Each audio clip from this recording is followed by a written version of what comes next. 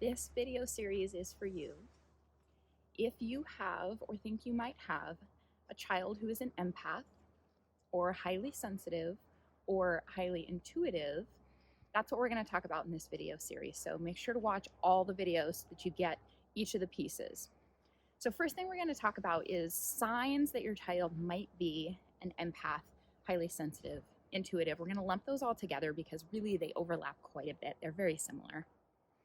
So let's talk signs. Empaths in particular, we are the feelers of the world.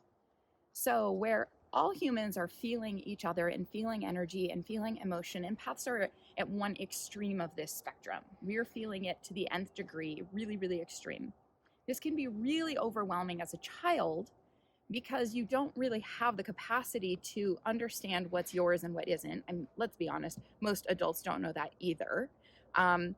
But you don't even have the adult capacity to handle and process emotions, so it can be extremely overwhelming. And oftentimes I see it come out in children as meltdowns or tantrums or emotional outbursts, and parents thinking that the kid is just acting out, misbehaving, and just needs to get it together. It's actually not the case at all. In fact, you often see these tantrums and meltdowns in adults too. We just do it a little differently.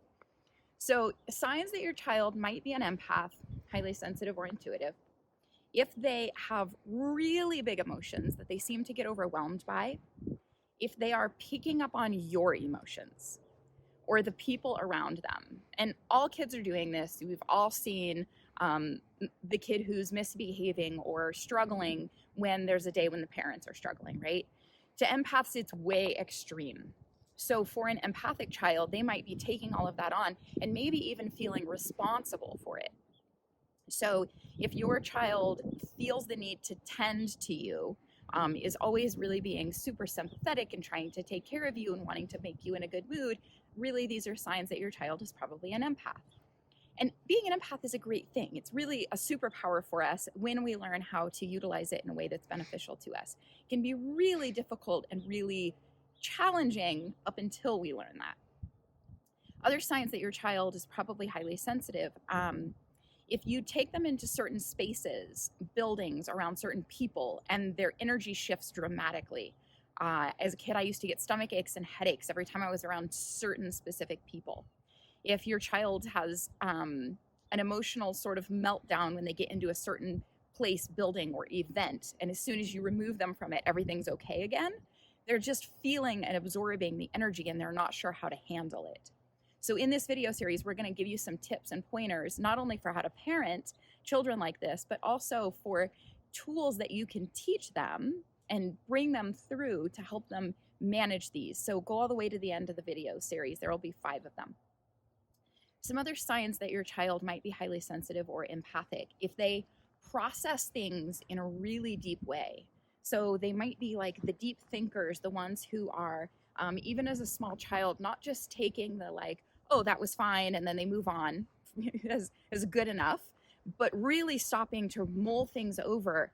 If they're feeling like they've got to take care of everybody, so they want to help all the kids in the class and make everybody feel better and make sure everyone's in a good mood, oftentimes your kid's an empath.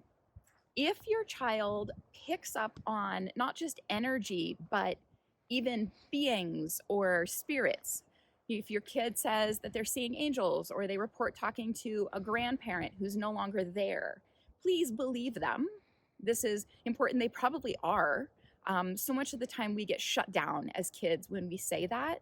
If they've got an imaginary friend, we're going to tell you in the next video how to handle those circumstances when they arise. Your kid is probably highly intuitive. And you can imagine as a child, if there isn't anyone to help guide you through what to do when you sense all these energies, they tell you there's a dark energy in my bedroom, or they're having chronic nightmares and they're telling you something's bad here. There are ways to help guide them through that, which we're going to get into in the next video series. So make sure you stay tuned.